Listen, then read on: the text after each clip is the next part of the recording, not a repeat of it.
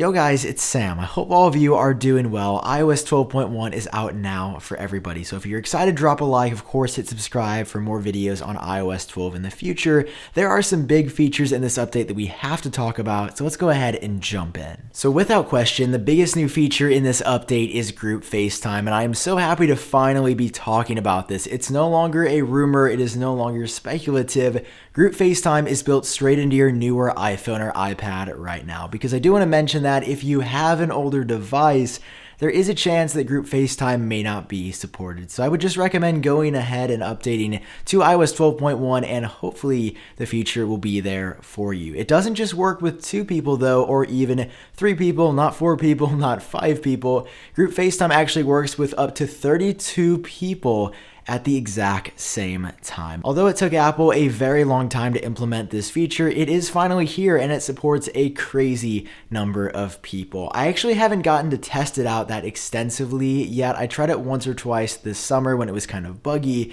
and that's why Apple actually delayed it. Group FaceTime was meant to be in iOS 12.0, but because of some other issues that Apple never disclosed, it got pushed back, but it is finally here and you can try it out for yourself on your iPhone or iPad with iOS 12.1.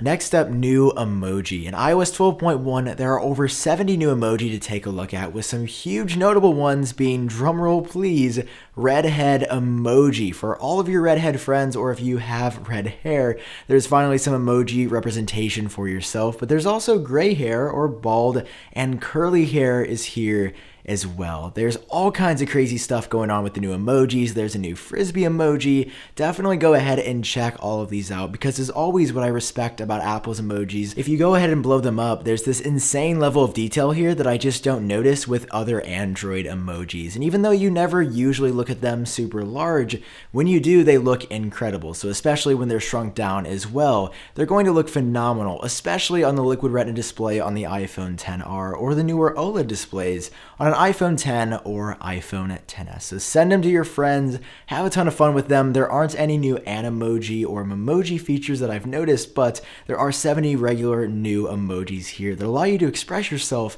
in brand new ways. Following that, if you have a new iPhone XS or iPhone XR, in iOS 12.1, dual SIM functionality is official. So you can have one physical SIM inside of your new phone, but you can also run an eSIM as well. What an eSIM is literally an electronic SIM. It stores all of your information for your cell carrier inside of your phone. So there's no moving parts. It is built right in. You never have to touch it.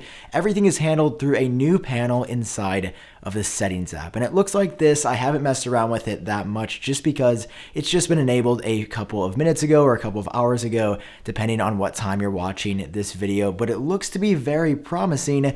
No longer are you going to have to go into a carrier necessarily to switch or to get a new SIM card. It's all built right into the settings app now, and you can switch from carrier to carrier with a breeze. There's a lot of detail about how you use it over on Apple's website. There are a ton of screenshots that you've been looking at here, and unfortunately, again, I can't give you a perspective on how well it works or if you really should be taking advantage of it, just because I haven't been able to try it myself. But from what I have seen, it definitely looks very, very cool and very promising. There's also another iPhone XS and I believe iPhone XR as well exclusive feature available now in iOS 12.1 that allows you to dynamically adjust the blur of a portrait mode photo on the fly. So before, in iOS 12.0 on the new iPhone XS and XR models, you could adjust a post bokeh effect inside of the camera app. It was pretty cool, worked pretty well. Apple marketed it as one of the new iPhone XS and XR camera features. Now you don't even have to wait to do it in post. You can do it live dynamically as you are taking a photo, which really allows you to get more creative with it. It's super cool to see that Apple is already adding new features to the iPhone XS and the iPhone XR, even though they haven't been out for that long. And I'm really hoping that in every successive major iOS release, 12.2, 12.3, and hopefully 12.4, we'll continue to see new features and other refinements for Apple's newest phones. But hopefully they bring some of these features to older phones as well, because that's really really cool. So in the official changelog from Apple, those are unquestionably the major changes here. Those are the biggest new features, but I want to also jump into some of the smaller changes and bug fixes as well, because there is a substantial list here, many more than I experienced or anticipated during the beta cycle. So let's start off right here. Improvements in cellular connectivity for iPhone XS, iPhone XS Max, and iPhone XR. There were reports from the very beginning of this year of LTE not working properly, or in some cases LTE on new phones just not working at all, which was super problematic. And publicly, I think Apple may have said something, but it was very quiet. So now they have officially fixed it. Turns out there was an issue and it should be better on iOS 12.1. Here's another change. Adds the ability to change or reset your child's screen time passcode using Face ID or Touch ID in iOS 12.1. Next up, Apple officially addresses Beautygate and introduces a fix for that as well. They say iOS 12.1 fixes an issue where the sharpest reference frame was not always selected in front-facing photos for iPhone XS, XS Max, and iPhone XR. There was kind of a ridiculous amount of outrage about this. I was definitely very disappointed in this. I mentioned it in my initial review. Faces looked really smooth, just like this fake effect that Samsung always applied. I didn't like it. It wasn't realistic. It made you look like a cartoon, and I'm glad to hear that Apple has officially fixed that issue again in iOS 12.1. So even though the iPhone XS models were out for around a month and it took Apple some time to fix things for good, it is now corrected, and I would say there really aren't any other issues remaining with the iPhone XS anymore. Alright, aside from those changes, there are some other ones that I want to touch on. iOS 12.1 resolves an issue that caused messages to be merged into one thread when two users were signed in with the same Apple ID on multiple iPhones. That could be incredibly annoying. Addresses an issue that prevented some voicemails from appearing in the phone app. Again, that would be really frustrating if you were looking for a certain voicemail, and no matter what you did, it would not appear. That has also been corrected. Resolves an issue in the phone app, again, that could cause phone numbers to appear without their corresponding contact name. I think I actually met someone that was running into this issue.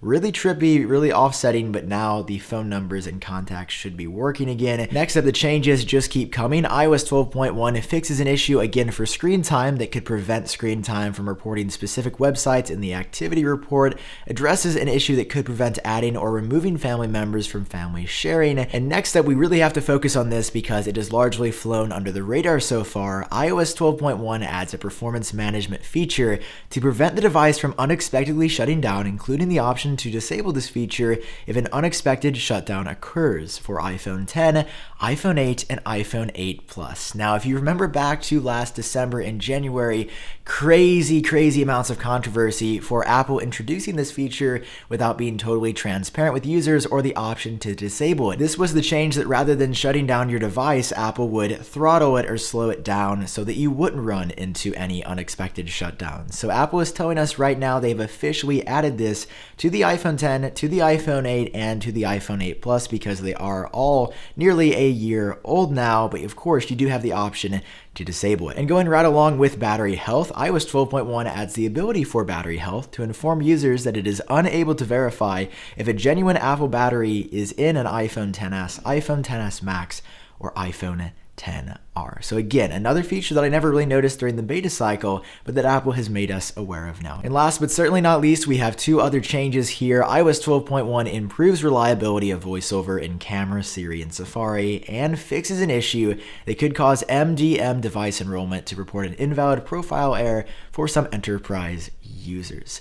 So this is a very large update. There are lots of changes and features here, but definitely a very good set overall. All right, so inside of iOS 12.1, those are the major features and changes that you're going to notice, but I also want to talk about battery life and performance as always. First up, battery life has been really good for me on iOS 12.1. I would say it feels about the same as iOS 12.0 or 12.0.1. No major differences, but definitely not worse in any way from my experience. And for performance, it continues to be lightning quick, not only on the newer devices, but also on older devices, things like the iPhone 5S or iPhone 6 as well. The performance in iOS 12 across the board has blown my mind since I used the very first beta back in June of this year, and it continues to be extremely fast. So if you have not updated already, it is absolutely safe to update to iOS 12.1. You don't get that many new features, but now that you have new emojis and Group FaceTime, there's no question that iOS 12.1